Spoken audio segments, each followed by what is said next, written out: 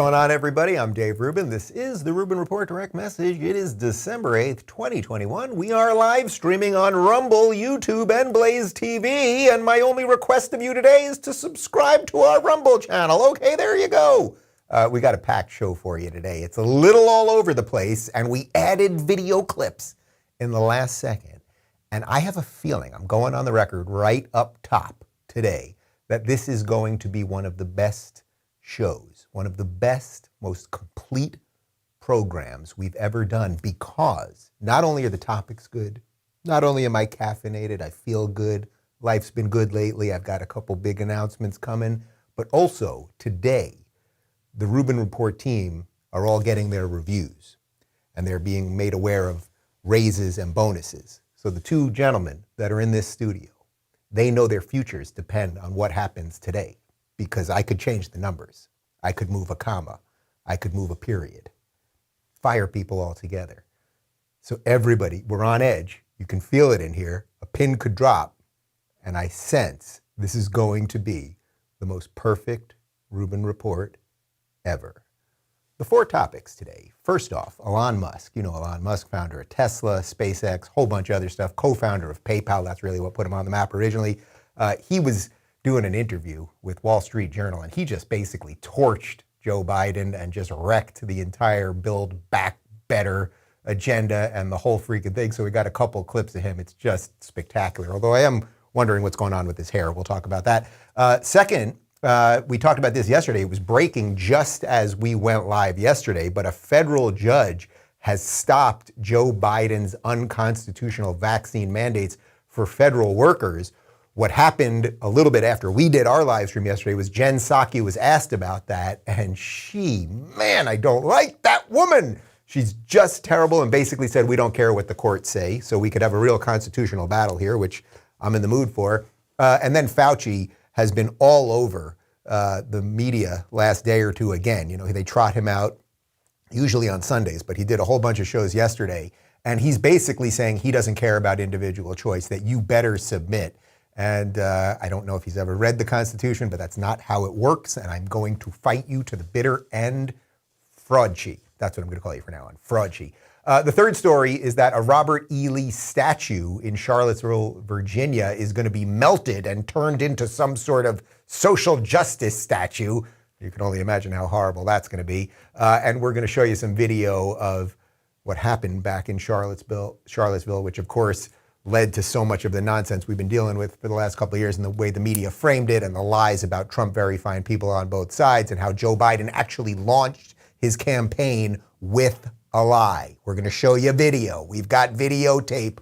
And then finally, you know, yesterday we ended the show with that really incredible video of the 92-year-old Holocaust survivor who had survived Auschwitz, talking about sort of the creep of what happens in an authoritarian regime, how you dehumanize people, you take away little things, don't sit on this bench, don't get on that bus, you can't go into that store, how it happens very slowly, that Nazis and authoritarians and the worst people who want to do horrible things to others, they don't just appear overnight, right? Like it's a slow creep, much like what we've all been going through for the last 2 years. There's just been, it's so different from 2 weeks to flatten the curve and herd immunity to now don't get on planes or trains if you're not vaccinated, wear a mask forever and everything else.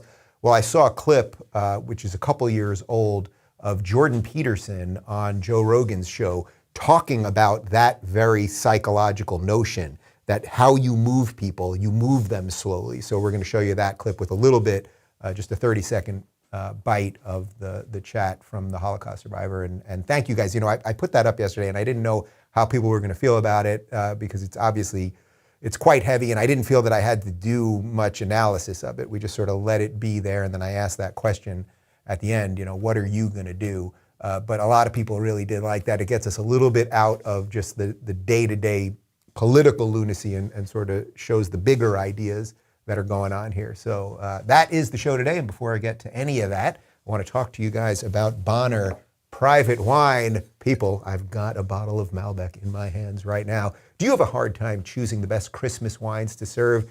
You know that moment at the liquor store when you're standing in front of the display, going through your menu, trying to remember what your guests liked to drink last year? Make Christmas special, people, with the extreme altitude wine from Bonner Private Wines. They are wines unlike anything you've ever tasted. Blackberry, leather, smoke, and a little dark cherry. Imagine pouring a glass for your Christmas dinner. Simply perfection. It's also healthier than other wines with 10 times more resveratrol and 90% less sugar. No dyes, no flavor additives. Bonner Private Wines are bringing these rare wines to Americans for the holiday season to enjoy with your family and friends, or to give as a special gift that can't be found in stores. We busted open a couple bottles during Thanksgiving, and I got a lot of compliments, I kid you not.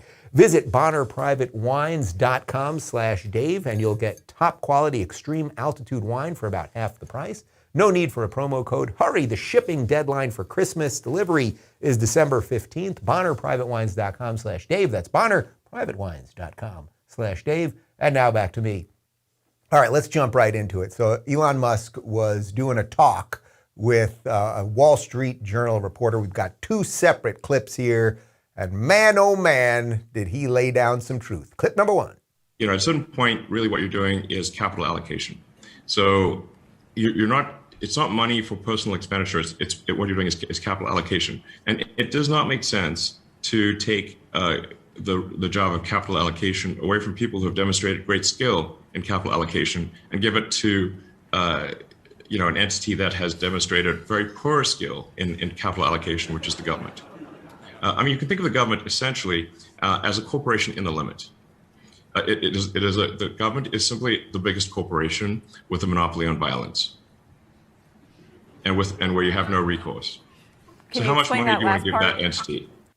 So basically what Elon's saying there is the government ain't good at much. We always give it more and more money, right? Every year it wants more of our tax money. It wants more control over us.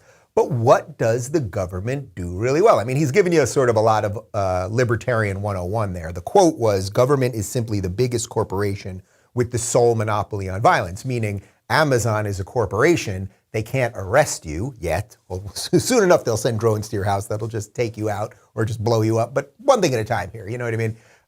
But the government can basically say to you, hey, we want more of your money. We want 50% of what you earn. Oh, you're doing well. We're going to take more of your money. Oh, we see you've made a good investment. Well, we're going to punish you for that, et cetera, et cetera. And then what are they doing with the money? Usually they're putting it into government programs that are usually just Band-Aids on other things that the government screwed up. So just think about it in your life. Like right now, as a citizen of the United States, or even think about it for our international viewers, whatever country you're in right now. I'll talk to the Canadians specifically. The Canadians who are up there who can no longer get on trains or planes or leave their country if they're unvaccinated. It's like, what is your government doing really well, right? It's making sure that you don't drive over a bridge to infect somebody with a disease you don't have. The government is constantly putting money into programs that end up keeping more people on welfare and turn it into a cyclical thing over generations, and people don't get out of poverty because the government keeps them on the lowest possible sustainable level.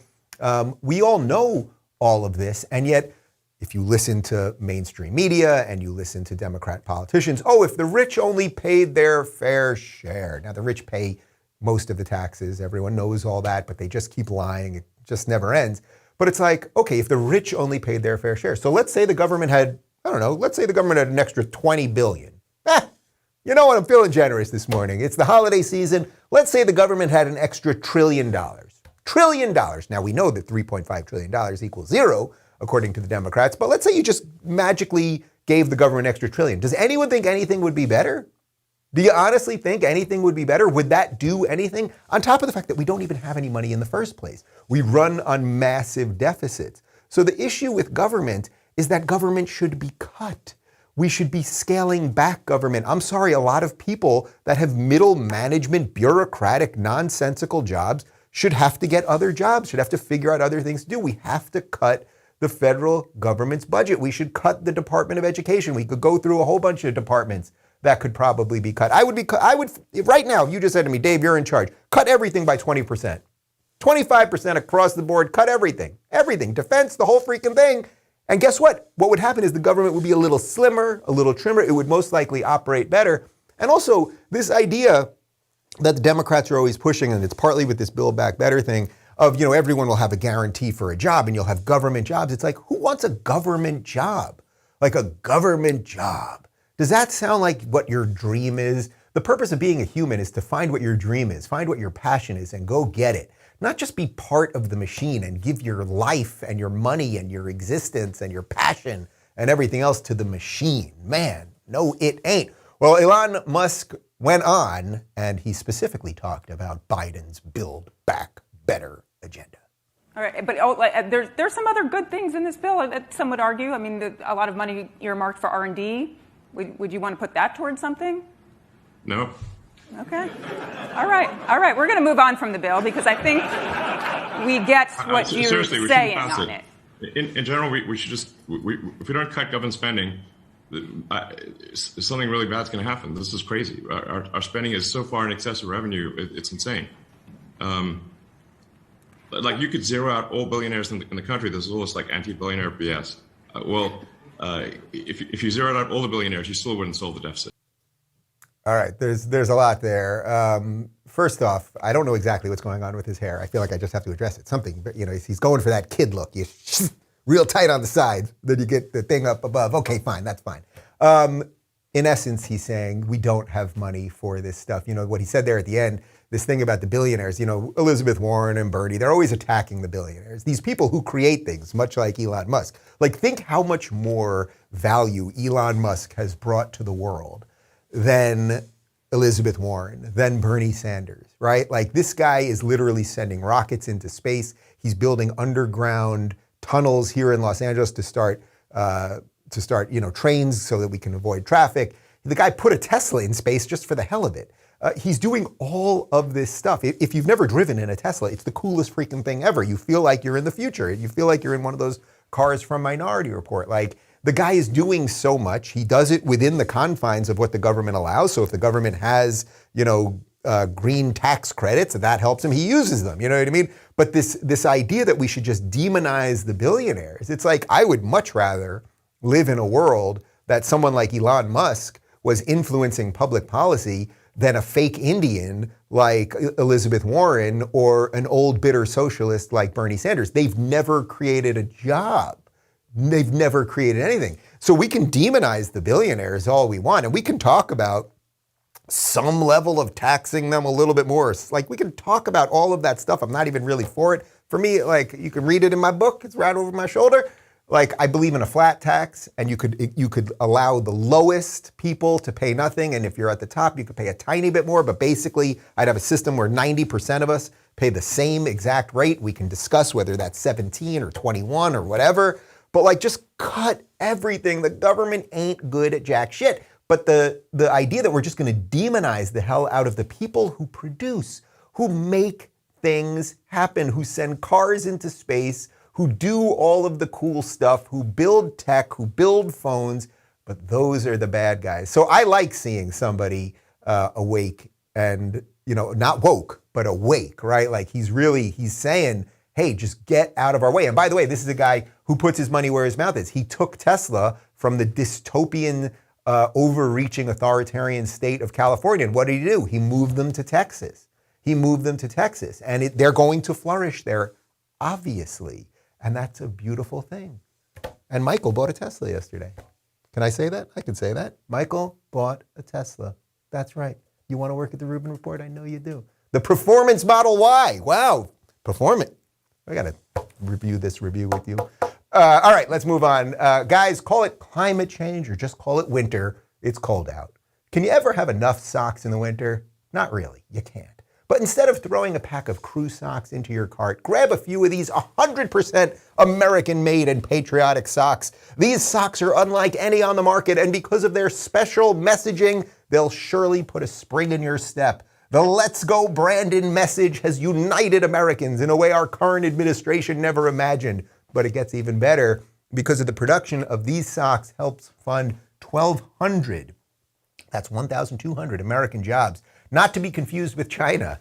So not only will these socks warm your feet, they'll also warm your heart. These socks are special and limited edition, available for a short time. So pre-order now if you want to commemorate the reason for the Let's Go Brandon broken supply chain season. Act now. These historical toe steppers are only available for a limited time, available for purchase now through the end of 2021. But once they are gone for good. Let's celebrate Christmas in patriotic style and dance the night away. Snatch up these soft and cozy socks by going to blazesocks.com. That's blazesocks.com today. Merry Christmas, America. Where are my Blaze socks? They didn't send me a pair of Blaze socks. I want the Let's Go branded socks. Okay, let's talk about Jen Psaki. You guys know I'm not a fan of Jen Psaki. And actually, speaking of Jen Psaki, if you want to see the counterpart, the complete opposite of Jen Psaki, my interview with Kayleigh McInerney, who is the former White House press secretary under President Trump, a guy who was trying to bring who was trying to bring some truth in the face of a very oppositional journalistic group of people over there. Part 1 is out today and the full episode is already up at rubinreport.locals.com. But in any event, Jen Psaki was asked about the federal judge who blocked Joe Biden's vaccine requirement for federal contractors, and here's what she said. Does the White House have any reaction to a federal judge in Georgia's decision to block the administration from enforcing the COVID-19 mandate, vaccine mandate for employees or federal contractors? Well, the reason that we proposed these requirements is that we know they work, and we are confident in our ability legally to make these happen across the country. As you know, the federal government, the largest employer in the country, we have successfully implemented these requirements in a way that has not only boosted vaccinations in the federal government with more than 92% of people vaccinated, but also helps avoid disruptions in operations. And our implementation sends a clear message to businesses, including federal contractors, that similar measures will protect their workforce, protect their customers, and protect our communities. I'd also note that a number of businesses across the country have also implemented these requirements, vaccinating or testing requirements, depending on the organization. And the CEO of Lockheed said last week that they are at over 95% on track to be compliant and are well on their way to be able to maintain operations. So I would just note, of course, the Department of Justice will vigorously defend this in court, but we know it works. That's why the president and the administration will continue pressing forward. Man, I don't like that chick. I mean, first off, we know it works. Well, what she's saying there is we know that if we force you to do something, most people fall in line. Just because you think you have the power to do it and because a lot of people are sheep doesn't mean it's good. It also depends what you mean by works, meaning it works that you force people to get vaccinations, that they need another vaccination and another booster, and now Omicron is coming and Unicron, and again and again and again and again. So it works is a bit of you're being a little sloppy there. But the line really, we are confident in our ability legally to make these happen across the country. No, lady, a federal judge just said no. She's saying we're confident in our ability. Legally, no. The federal judge, Psaki, if you're watching, I don't know if you know this. What you do as a press secretary is you lie, right? So the administration comes in, they tell you, can you message our bullshit? And we want to force people to do things that are unconstitutional because we do have a right to privacy. You have a right to choice, right? Okay, these are things we've had in America for a long time. But Joe, or who's ever pulling Joe's puppet strings, says, Psaki, you got to tell people that we're doing this thing. So they come in with this ridiculous mandate, right? She says it's legal. The judge then says, and judges are the ones who decide what's legal. Judges, they do this crazy thing. They get a lot of papers in front of them. It's nuts. I've got papers here too. They get papers and they look at what the law says. And then they analyze the law and then they debate it with other judges. And then it goes through the courts, and we have lower level courts and we have circuit courts. And sometimes, Jen, things move all the way up to the Supreme Court. And those are the ultimate deciders of what is legal or not. You soulless freak, are not a legal expert. So just because you say it's legal, well, a judge, a federal judge, just said it ain't, and people are sick of your bullshit. And I think we are getting to a tipping point. I think people have had it with these people. I talked to a lot of people yesterday, and I know who I talked to may be somewhat self-selecting and all of that. But I think people are sick of the mandates altogether. Even the people who were going along with it the entire time are now going, wait a minute. I did my shot. I did my second shot. I did my booster. Now Fauci and the rest of them are saying, oh, this doesn't even count as fully vaccinated. And why isn't the country fully open? And why am I still showing a passport? And why do they still want me wearing a mask? So you know what? Fauci, you know what, Psaki, you know what, Biden, keep pushing at this point. Keep going, because we've got midterms coming, and I think you guys are in for a wake-up call that is going to be rather extraordinary. But if you don't think Psaki is bad enough herself, and I had to debate this morning whether I was going to show this clip, because you know my policy, I'm trying to only show you the good clips about COVID, and I thought that showing again that she's lying as it comes to dealing with the vaccine mandates, I thought that was a positive one. But then we saw this clip this morning. This is Fauci over on Andrea Mitchell's show on MSNBC. And again, it's very important to me that you guys, when you're watching MSNBC, you must keep in mind these people are broadcasting from a mental institution. They're not well. They don't know what's going on. They have a complete psychotic break from reality. Anyway, Andrea Mitchell asked Fauci about the mandates, and listen to what he says and tell me if you think he's a good guy or a bad guy. There's so much opposition now in Congress and across the states, even in Democratic states, Governor Whitmer in Michigan and other places. This is becoming just a political test, and the outlook is not at all a sure thing in the court system. Is there any thought of backing off of that and trying to avoid, all the outcry against it? Yeah, but, Andrew, we really have to get people vaccinated. I mean, I understand, and we all understand, how people do not like to be told what to do. They want to make their own choice and their own free will. I get that, and I respect that. But these are unusual times, and you can't think only of yourself and your own personal opinion, but you've got to think about your communal responsibility to get yourself and your family, and indirectly then the community, protected. So I would prefer, and we all would prefer, that people would be voluntarily getting vaccinated. But if they're not going to do that, sometimes you've got to do things that are unpopular, but that clearly supersede individual choices and are directed predominantly at the communal good. And that's what we're talking about when we're talking about requirements. He is not a good man. Anthony Fauci is a collectivist. He's basically a communist, Marxist, whatever you want to call him at this point, that you have to put aside what you think. You have to put aside the autonomy over your body and your mind. Why do you have to do it? For the common good. Well, it seems he might have dropped the ball on the common good, seeing as we're 2 years into this thing and he's been in charge the entire time. And if the vaccines worked, and I know I'm not a scientist. I'm not. If the vaccines worked, then if you were vaccinated and a crazy right-wing white supremacist lunatic who was unvaccinated walked past you, it wouldn't matter because you were vaccinated. But they don't even believe in the vaccinations, and they don't even and they don't believe in the Constitution. That's very obvious. And everything he's saying there is antithetical to everything that the United States is founded upon. By the way, Anthony Fauci has no power over you. Do you know that? He's the head of the NIH. He's allowed to make recommendations and he's allowed to spew his nonsense on propaganda networks, but he can't force you to do anything yet. I don't know how long that will last. I mean, the clock is running out here, but this is what I mean. And when I played this clip within the context of that it's positive, it's like enough.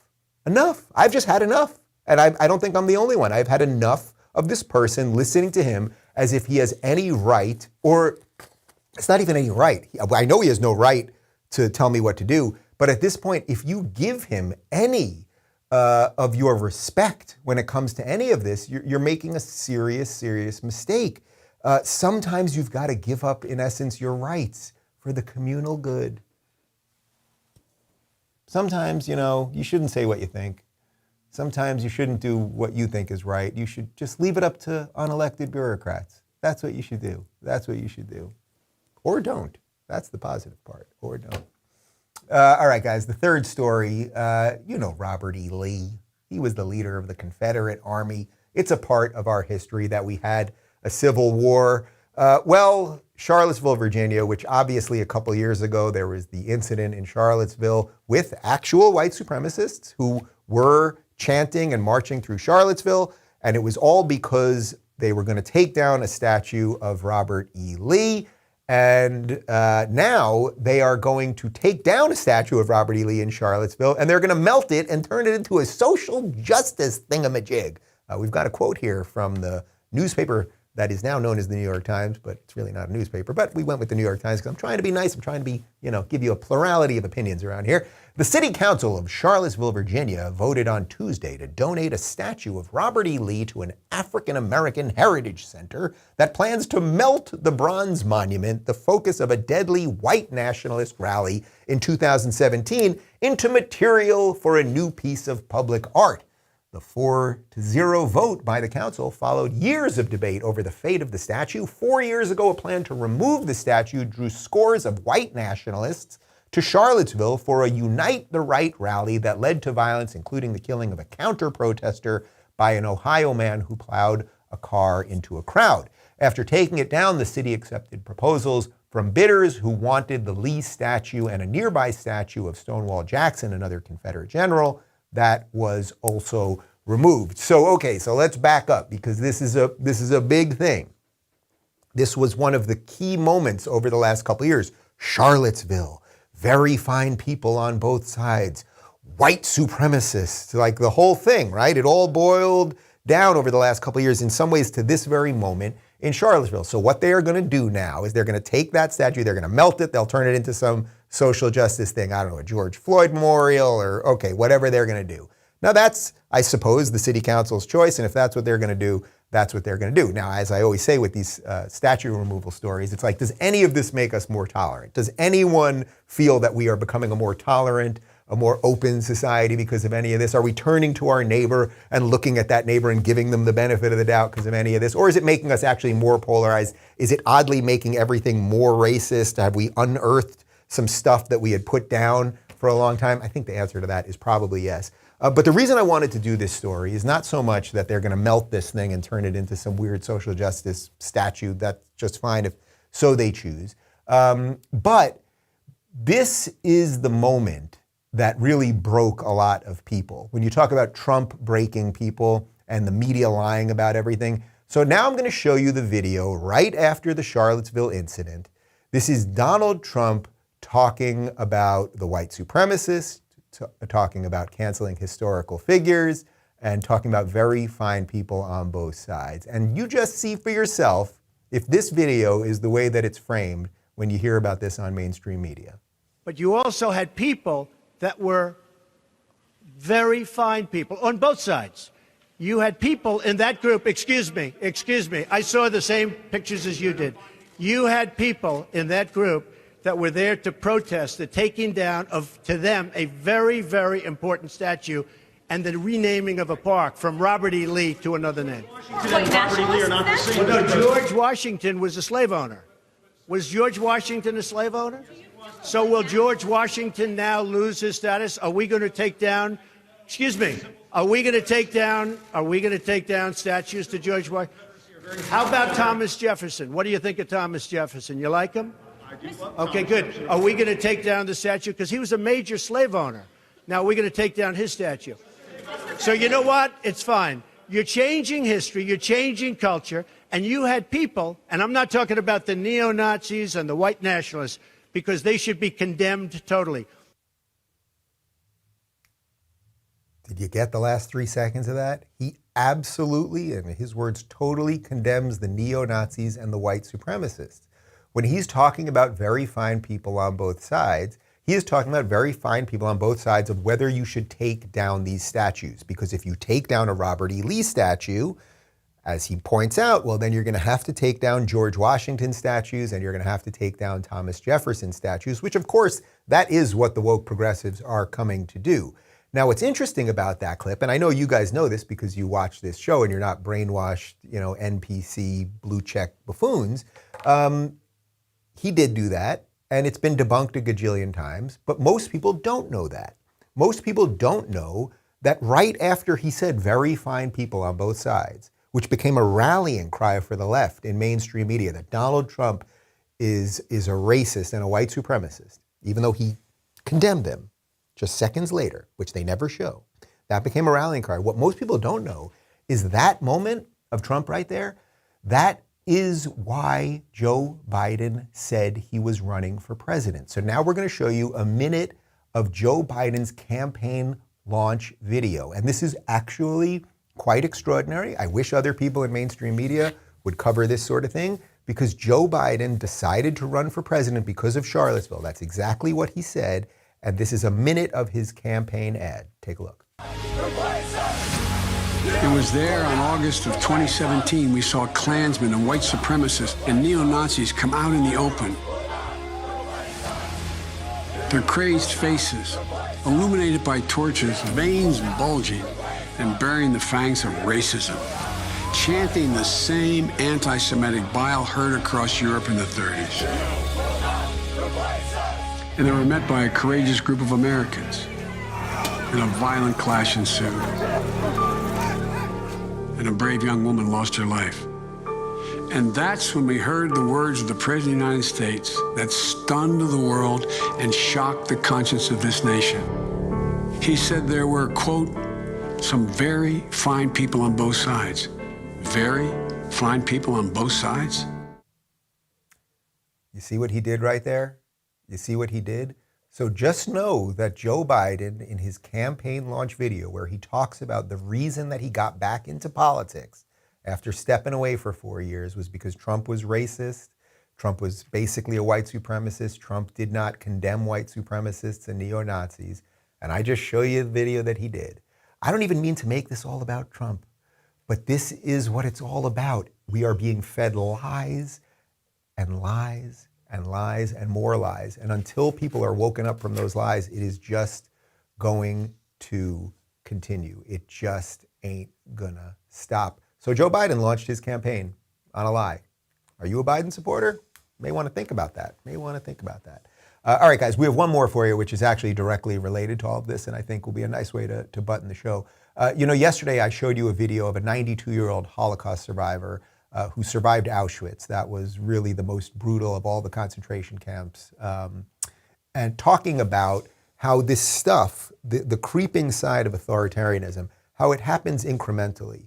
First, you sort of talk about those people in that certain way. Those people are diseased. Those people are dirty. Those people are greedy. Those people are evil. Then you say those people shouldn't be on those benches because there's other benches they can be on, and they shouldn't be at our schools because they can have their own schools, and they shouldn't go on these buses, and they shouldn't go into these theaters. Maybe they shouldn't shop at the same hours as us, and the series of things that happen slowly, because now it's very strange what's happened to all of us in the last 2 years. If you would have asked most people 2 years ago, like, how did the Nazis come to power? How could something so obviously evil come to power?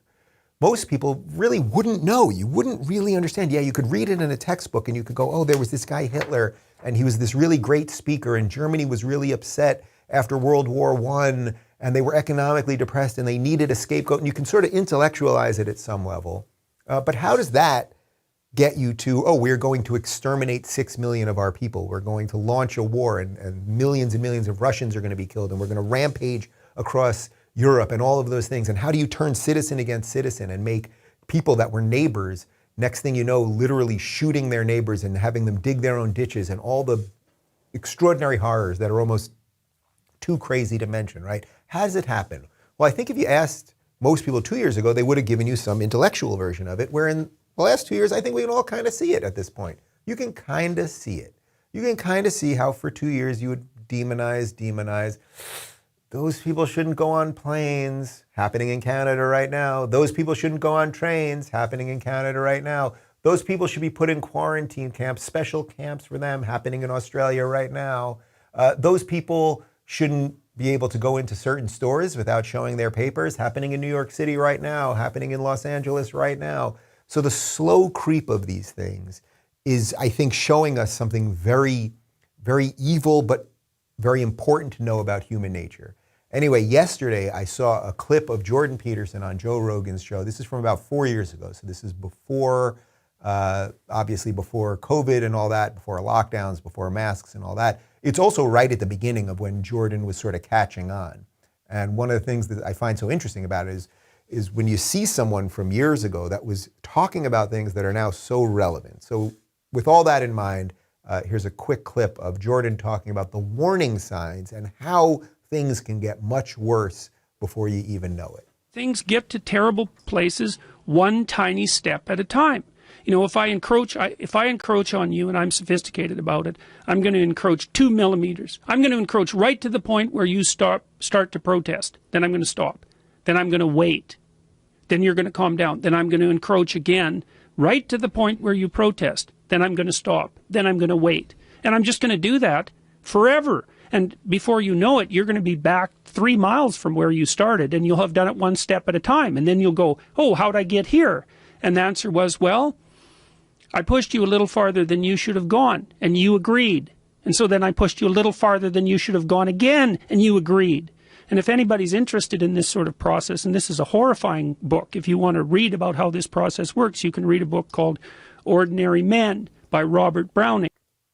I actually ordered Ordinary Men last night, so I will read the book, and hopefully I can share some more of those ideas with you. But does that sound familiar? Does that kind of sound like what's happening right now? Do you think history repeats itself? Do you think human nature is what it is, and Nazis just don't miraculously show up like that? Do you think you slowly dehumanize people?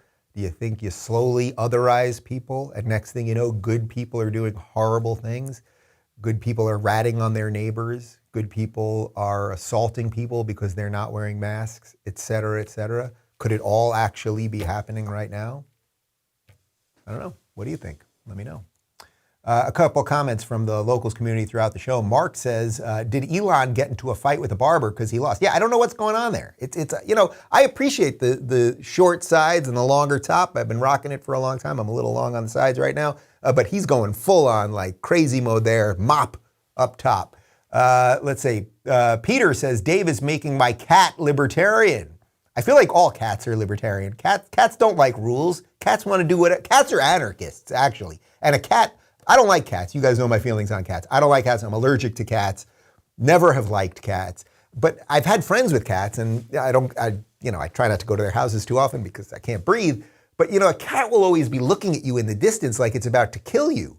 I like a dog. You know, they come up to you. They think about you. They want to be scratched. They want to play with you. They want to lay on you. They want to play fetch. That's a pleasant animal. The cat thing, I just don't get it. But you know what? I don't want to otherize or demonize cat people. So if you are a cat person, tell me why. Maybe I need to become a little more tolerant towards cats. So please tell us in the Rubin Report community. That's where I check most of the comments. Hank says, I think Fauci missed his calling as a Bond villain. Man, he is a Bond villain. And he's not even that good of a Bond villain because he's so transparent, it's just absolutely terrible. Guys, part 1 of my interview with Kayleigh McEnany, former White House press secretary, is up right now on YouTube. And the full thing, of course, is up early and ad-free at rubinreport.locals.com. Tomorrow is a roundtable. No, tomorrow's not a roundtable. Today's Wednesday. Tomorrow is a regular show. It's a Q&A, as we always do. You can get your questions submitted right now at rubinreport.locals.com. And then our Friday show is the roundtable. We've got Matt Ridley, Elijah Schaefer, and Jake Paquette. And I have to say, people, I promised a lot today. At the top of the show, I said it was going to be a primo show. And if it was not for my mistake just 10 seconds ago, thinking that tomorrow is Friday for just this sheer moment, I would have said absolute flawless A+ perfection. Are you going to grant me a little leeway on that one? You know what I mean? Like, I got the day wrong. I'm looking at the guest panel. That's for you to decide. Let us know in the comments. Good seeing you, everybody. More tomorrow. Adios.